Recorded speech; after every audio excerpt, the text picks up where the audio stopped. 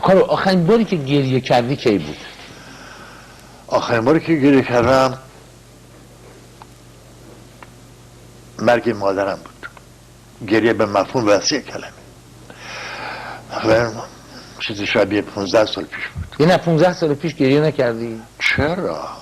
ولی گریه برای اینکه من معتقدم، نه که فکر میکنم، پدر من من 5 ساله بودم که فوت کرده، من بچه 4م. من معتقدم که انسان با مرگ پدر یتیم نمیشه، انسان بعد از مرگ مادرش یتیم میشه. من علیرغم سنم وقتی ماما رفت دیدم نیستم، هستم اما اونطور دیگه نیستم. موضوع عوض کن، خواهش میکنم. باز کن مادر ببین، از باده خون مستم آخر، خشک شد یخ بست بر دامان حلقه دستم آخر. کارو جان، تو الان گفتی که یه تیکه از اون شعری که درباره حضرت علی گفتی بخون. آرزو که یه توضیح مختصر بدم. بفهم. من به خاطر این عشقای کارو برای ماما جان چند سال پیش؟ 15 سال پیش. بله. اولا که آدم بگه مادر مرد اصلا مزخرف ترین حرفی که در دنیا میشناسن. این که میگن خدا همه جا هست، به اینم اعتقاد دارم، یعنی مادر همه جا هست.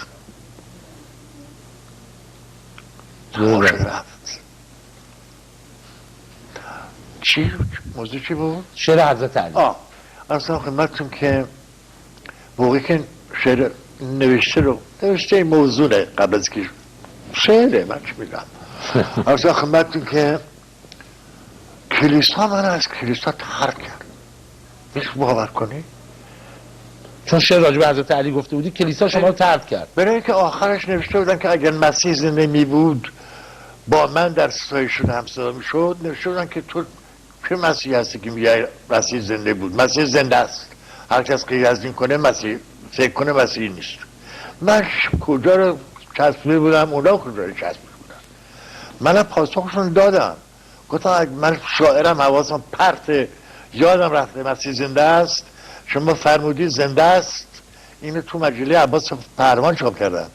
شما اگر فرمودید زنده است من با کمال فروتنی پذیرا هستم، اما اگر زنده است اجازه بفرمایید خودشون تصمیم میگیرن. آدم زنده به وکیل وصی احتیاج نداره. کارو پاسخش سکوت مطلق. چه پاسخ گیرن؟ اون که نوشتم که تو در وحشی ترین ادوار تاریخ قلب خودت را پارچه پارچه زیر پای حقیقت ریختی،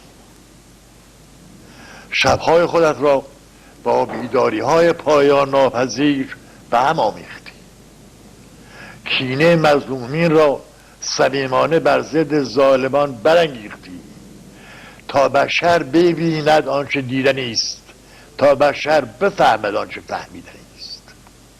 حالا کجایی حضرت امیر تا ببینی که در کنار هر نهال خدا یک چوبه‌دار می‌کنند،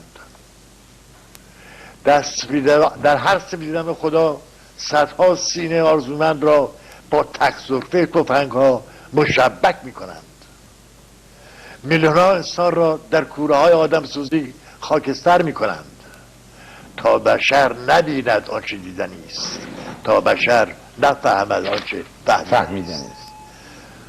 برای بزرگوار مردیشون تو ای حضرت امیر این حقیقت وحشتناک باور کردنی است.